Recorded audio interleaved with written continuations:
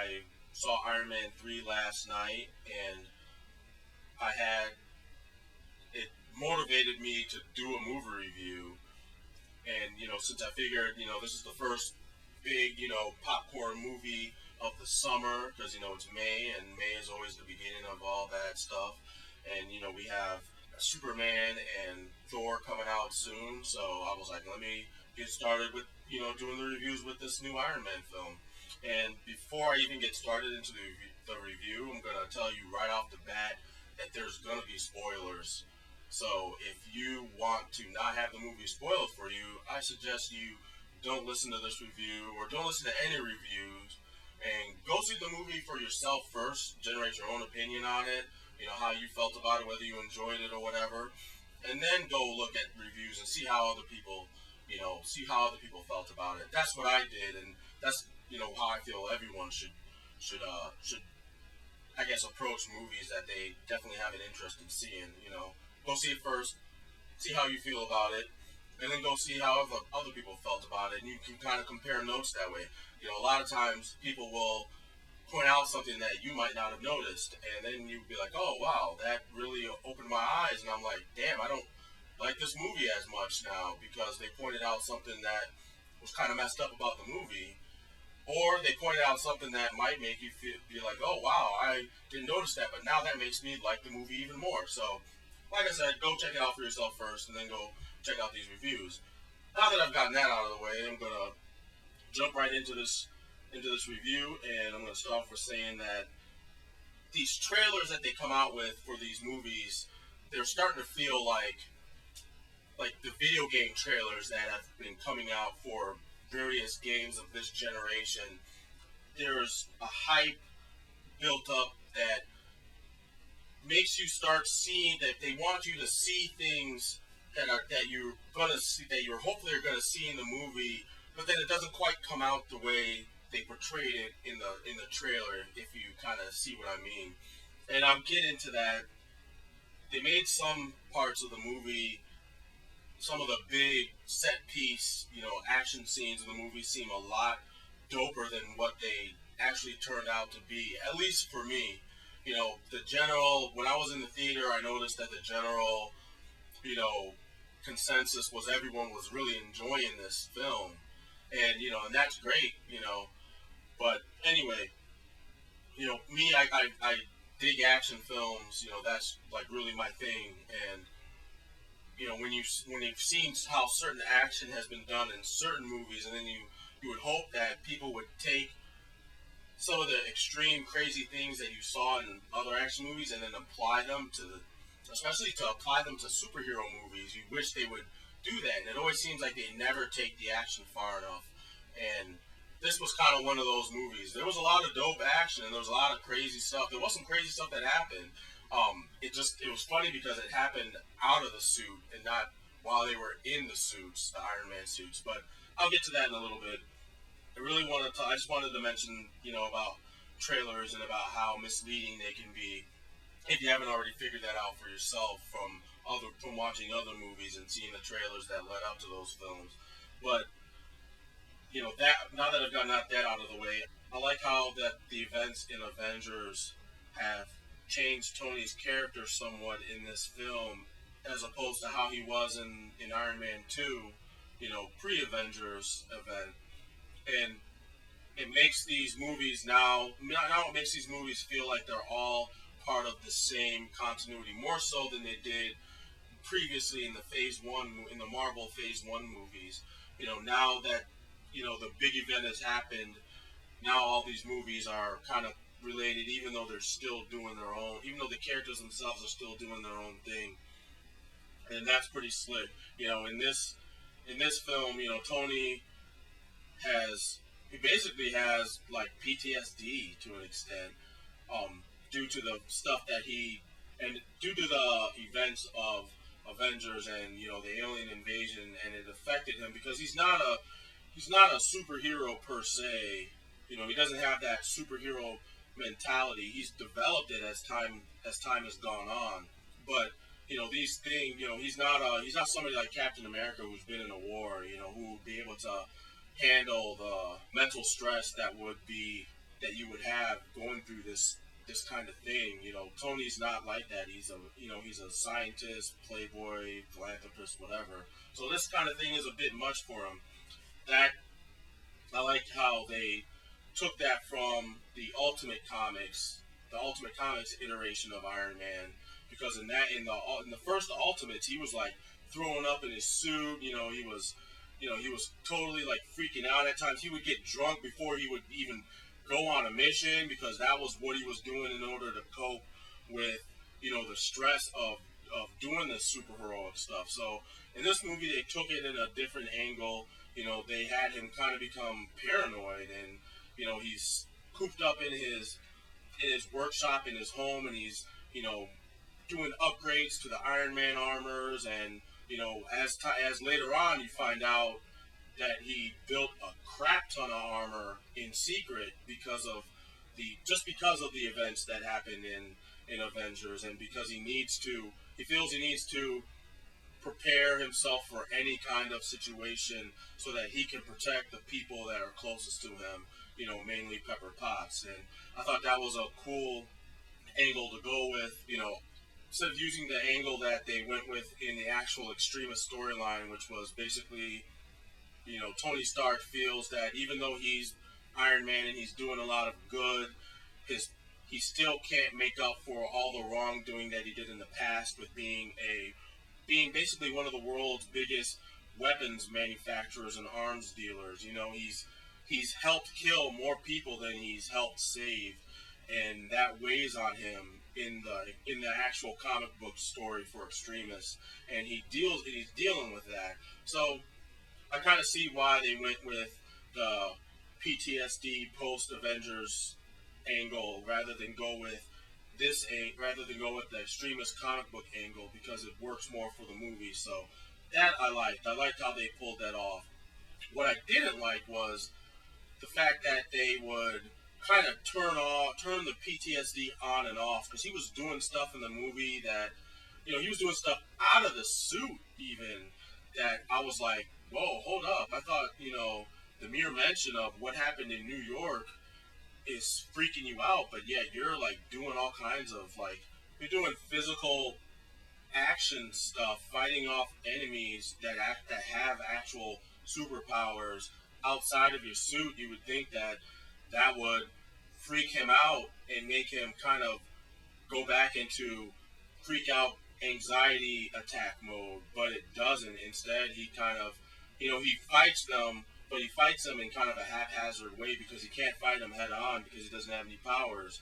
All his abilities are in the suit, and since he doesn't have the suit, he has to come up with ways on the fly to deal with these situations.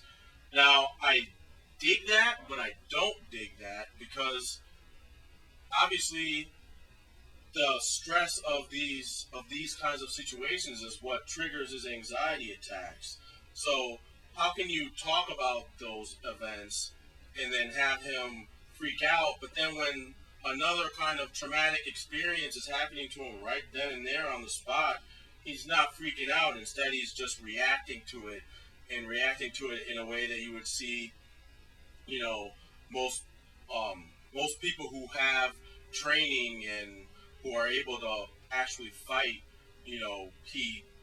He's doing all that stuff when you were never given any kind of inclination in any of the other movies that he could, take on people, whether they be superpowered or armed and unarmed, or armed with just guns. He was taking down guys later on in the film with weapons, and I was like, wait a minute. I didn't know Tony could do all that. Like, I understand he's a genius and whatnot, but having a genius level intellect doesn't mean that you can just do whatever it is you put your mind to. I mean, not without training. Like, that's the thing that's kind of missing. Stark needs training in how to do covert ops and things of that nature. You can't just read up on it and be like, okay, I know how to do it. Like, it doesn't quite work with that. Not with physical stuff. You need to have the skills. You need to develop the skills necessary. Because it's one thing to just know how things should be done, but it's another thing to know them and then actually being able to execute them. It kind of goes back to like martial arts. Anybody can throw a punch, but not everybody knows when the right time is to throw the punch, and they don't know how to properly throw a punch. These are the little things that are necessary in order to do those, in order to pull some of that stuff off. And I feel like Tony was never shown or taught or, you know, trained himself in order to do these things. But then all of a sudden, at the drop of a hat, because the situation calls for it, he can do it. And I'm kind of and we're just supposed to believe it and be along for the ride. And it's like kind of like, nah, man, I'm not. That's where you kind of took me out of the film because you're having Tony do stuff that Tony doesn't usually do on his own. So it was stuff like that that kind of makes me have this mixed bag feeling that I have for this movie. I could see Jim Rhodes or James Rhodes. I could see Rhodey doing this more so than I could see Tony Stark, being that Rhodes is military trained. He's in the Air Force. He's got rank. He's got a pretty decent rank as far as I can tell, and that would make that I could see him doing more so than Stark. I could see Stark being there along for the ride while under Rhodes' guidance in those situations, but it didn't quite happen that way, at least not until the end of the film. But I'll get to that more later. Now, I thought the way they handled the character of the Mandarin was actually pretty damn good, only because I totally didn't see this coming, and I really try hard not to spoil the movie for myself before it actually comes out. So I tried not to read anything about the plot. I tried not to watch any of the trailers, but I ended up seeing all the trailers for the movie that anyway, because sometimes the trailer can ruin certain big aspects of the story for me, and the handling of the Mandarin was actually handled in a cool way, in the sense that the Mandarin was always one of those characters in the comics that was from that era of let's take racial stuff and let's stereotype it and caricaturize it and just handle it really poorly. And comics does that. Comic books do that a lot. They did that a lot back in the day. They're a lot better with it now, even though you still have characters like Dust, who is Middle Eastern and her mutant power is sand. I mean, shame on you, Marvel, for doing some shit like that. You guys should know better than to come up with characters like that in this day and age. But DC's no different. But anyway, back to the Mandarin. The Mandarin, played by Ben Kingsley, he did a really good job, especially during the parts where he's recording these little messages, his little lessons, as he calls it as the Mandarin calls it in the movie. Because at first I'm watching him and I'm like, why is Ben Kingsley can act? And I'm like, why is he acting like this? He sounds like an idiot. And then when you find out that his character is an actor, a stage actor, you're like, oh, I see. Now it makes sense why he was acting like this, why his character was acting like this, playing a role. I really dug how they used the character of the Mandarin, kind of how kind of how America used Bin Laden as this terrorist boogeyman that could show up and slit our throats in our sleep, to scare the world. Because it echoes the way they use the Mandarin echoes how our own country uses terrorist propaganda to instill fear into us. In order for them to do what they needed to do, which was go to war with Iraq.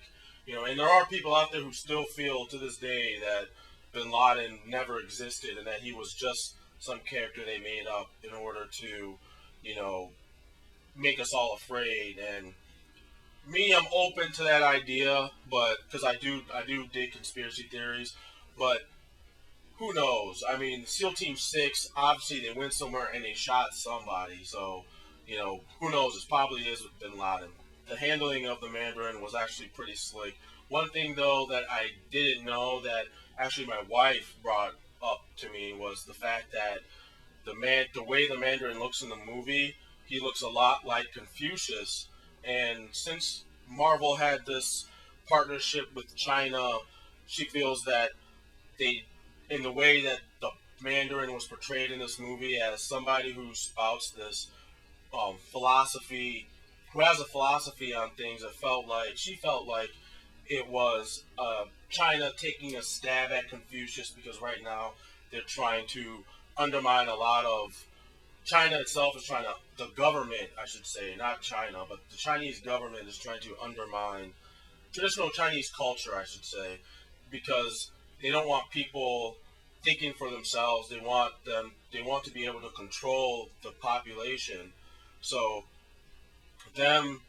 making them going in a roundabout manner to make Confucius look bad by making the Mandarin look like Confucius was their way of trying to do that. Now, whether or not this is true, I don't know how much control the people who were in the partnership with Marvel, the Chinese people that were in partnership with Marvel had over the look of the characters in this movie, but that but the fact that my wife pointed this out, really raised some questions for me as to how this was handled, and because we all know if you've been paying attention to the news about how the Chinese version of Iron Man 3 was a little different. It was they had edited in some extra scenes into the movie because this was part of their partnership, Marvel and China's partnership deal.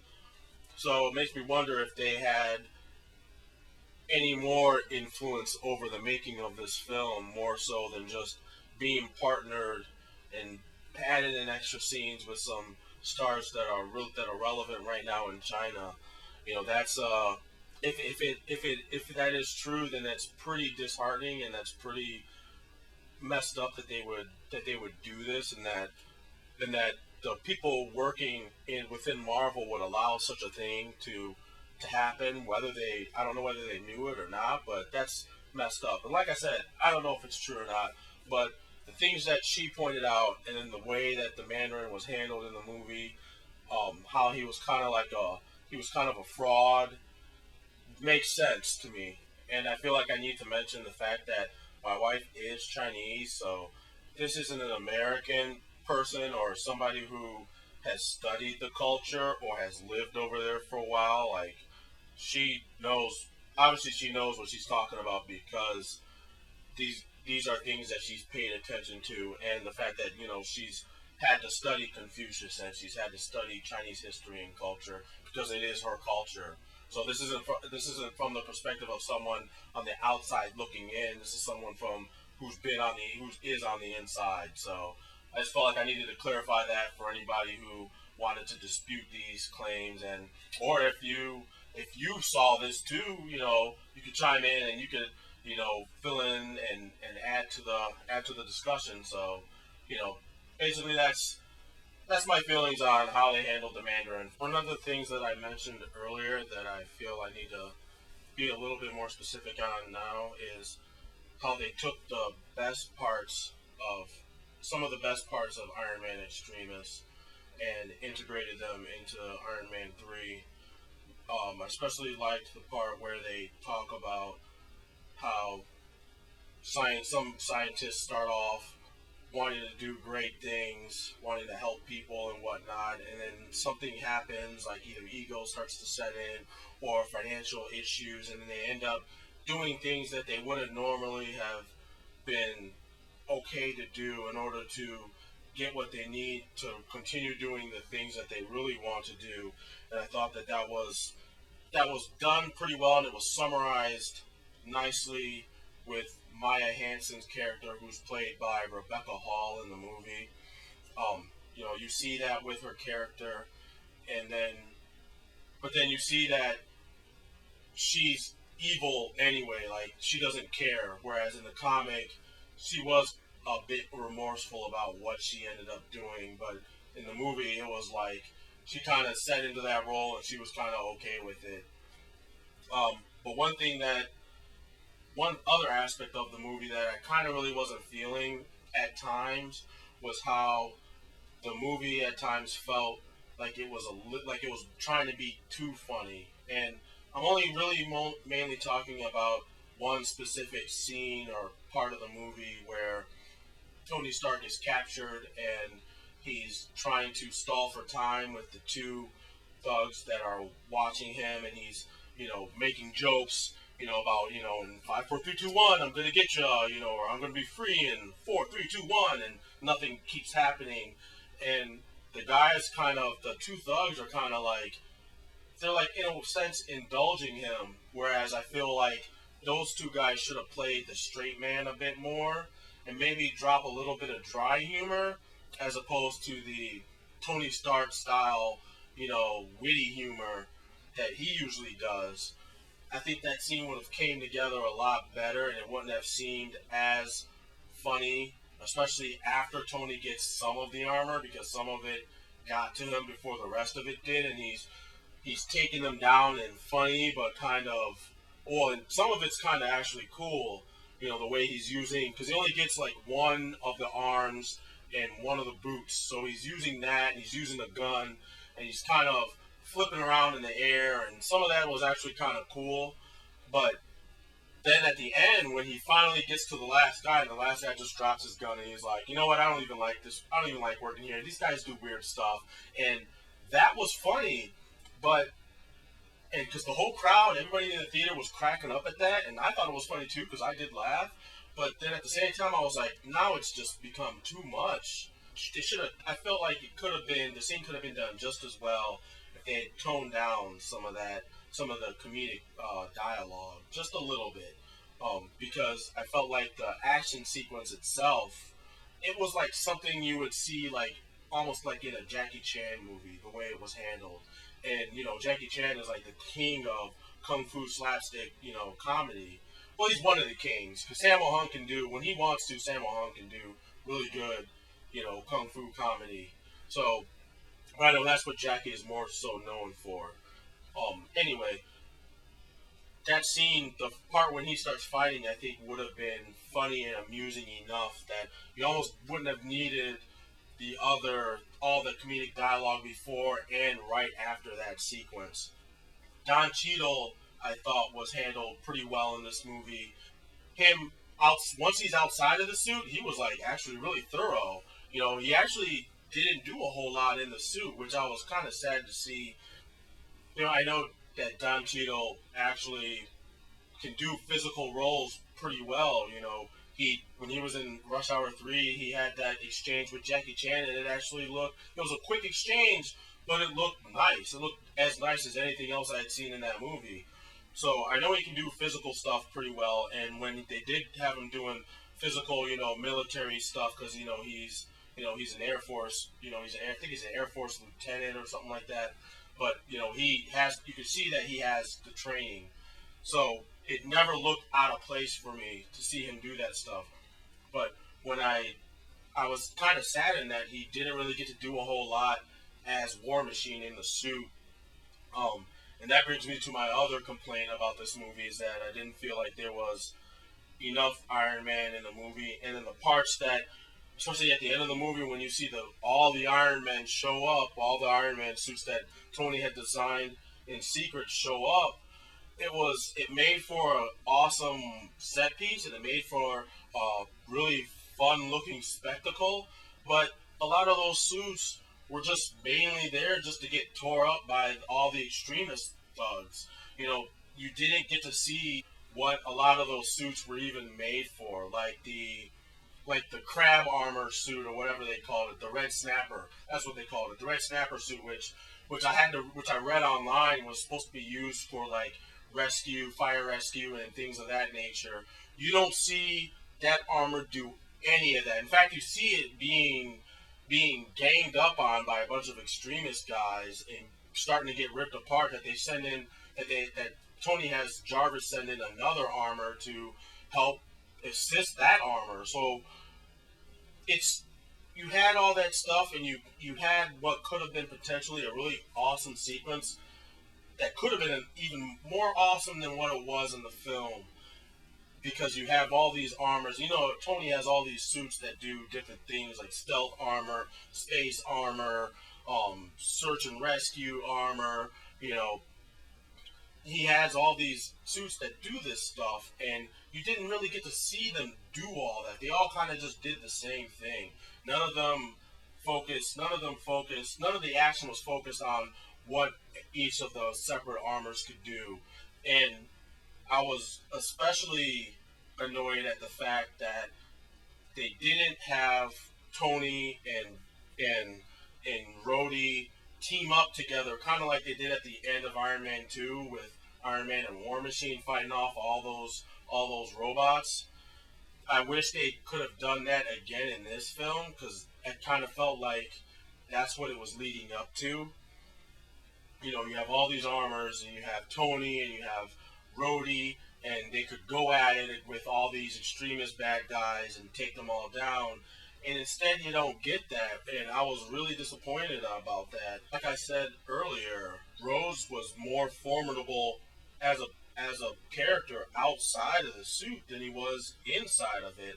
When he rescued the president, there was that cool sequence where he's shooting people and he's shooting extremist guys, and he shoots the straps holding the tanker and swings over to the president and rescues the president, and then takes the suit back and then just disappears after that. I was like, really? That's how you guys are gonna do this? Like, you're not gonna have them team up together and take down Homeboy together, or even have them team up, fight off a bunch of the extremist guys, and then take it to Aldrich Killian, I think that's what his name was, fighting him. Aldrich gets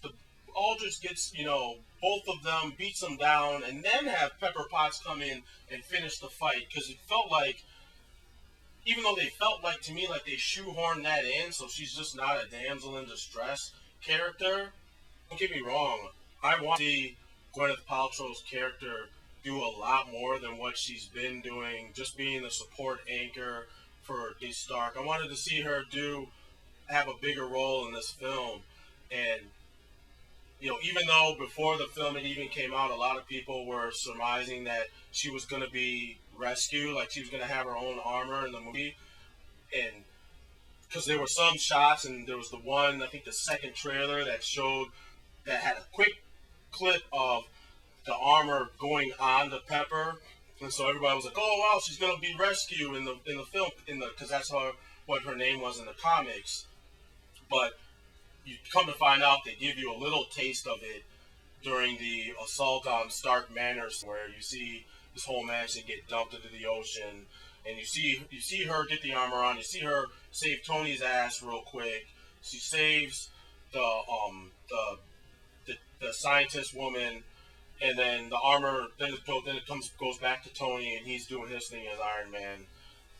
It's one of those things that like I said, it feels the end of the fight felt shoehorned in, that she saves Tony's butt, and it felt like another time where you see a character doing something that's completely out of character for her, or for her character. I mean, even the character turned around and was like, "Wow, that was really violent.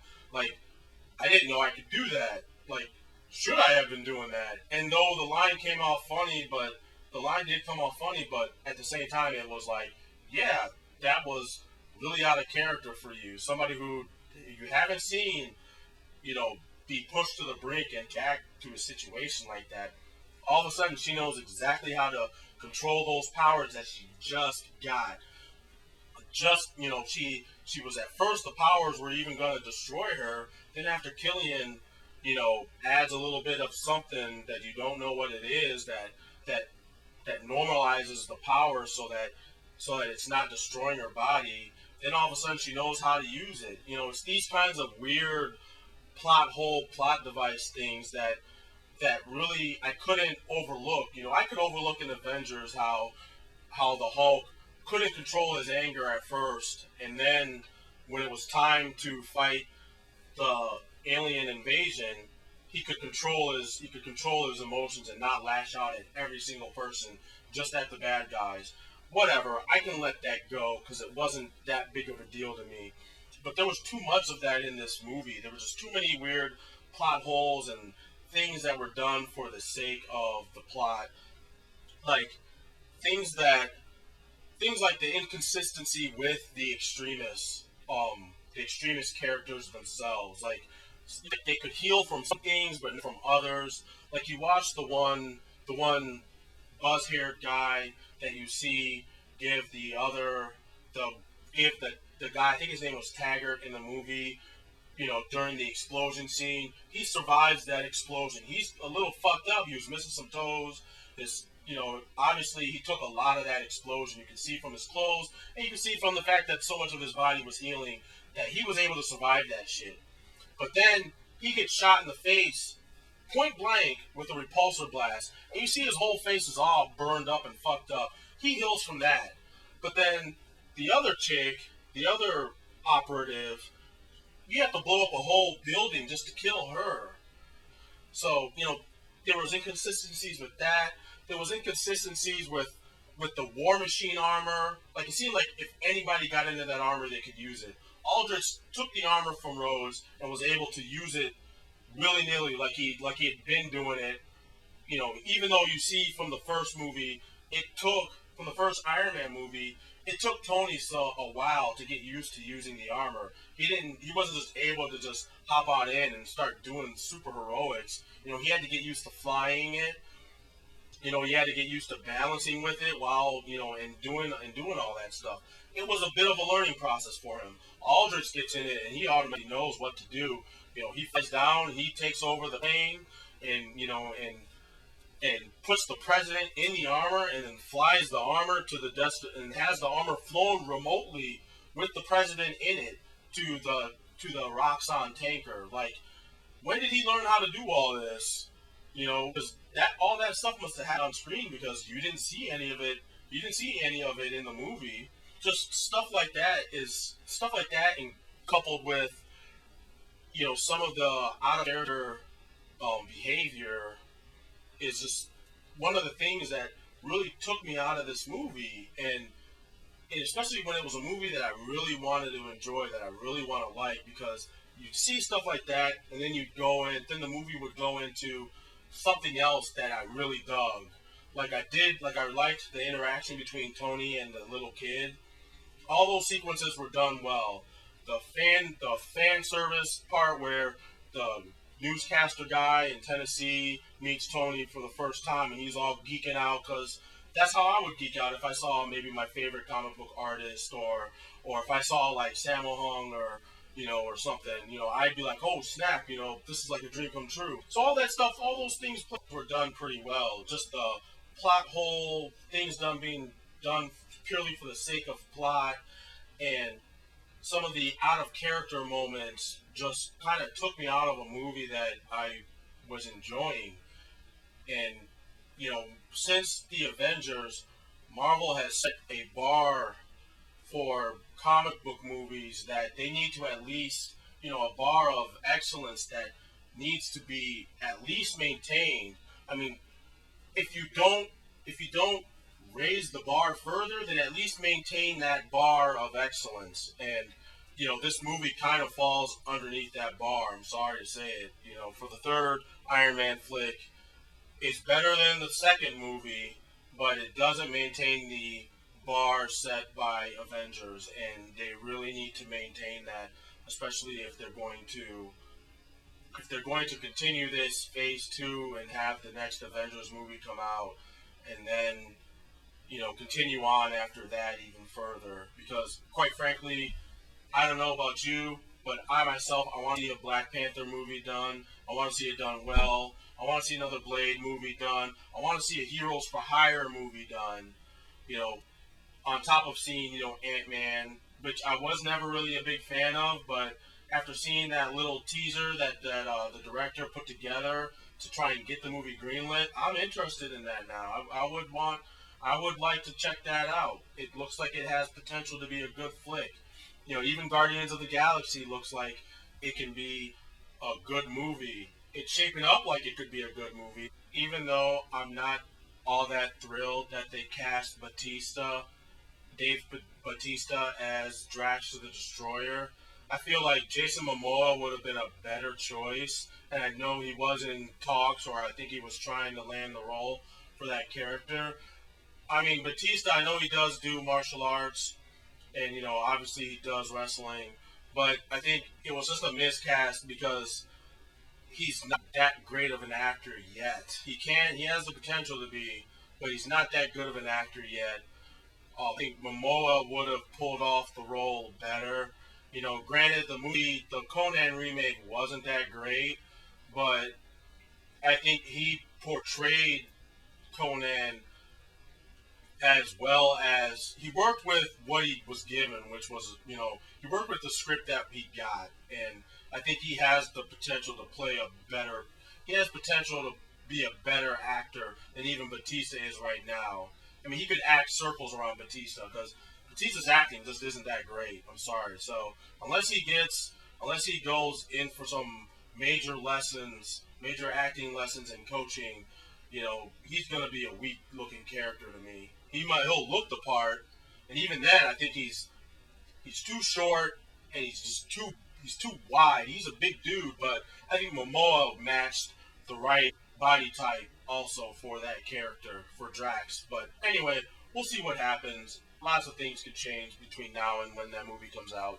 But anyway, like I said, this movie's gonna be enjoyable. You are gonna have fun watching this movie, but for me personally, it wasn't as fun as it could have been or as I was hoping it was gonna be.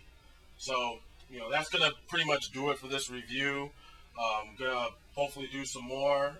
Definitely gonna do some martial art movies because I feel like there's some both. I want to do both old and new martial art films. So keep an eye out for that. And until next time, I'm Agent O, and I'm out. Peace.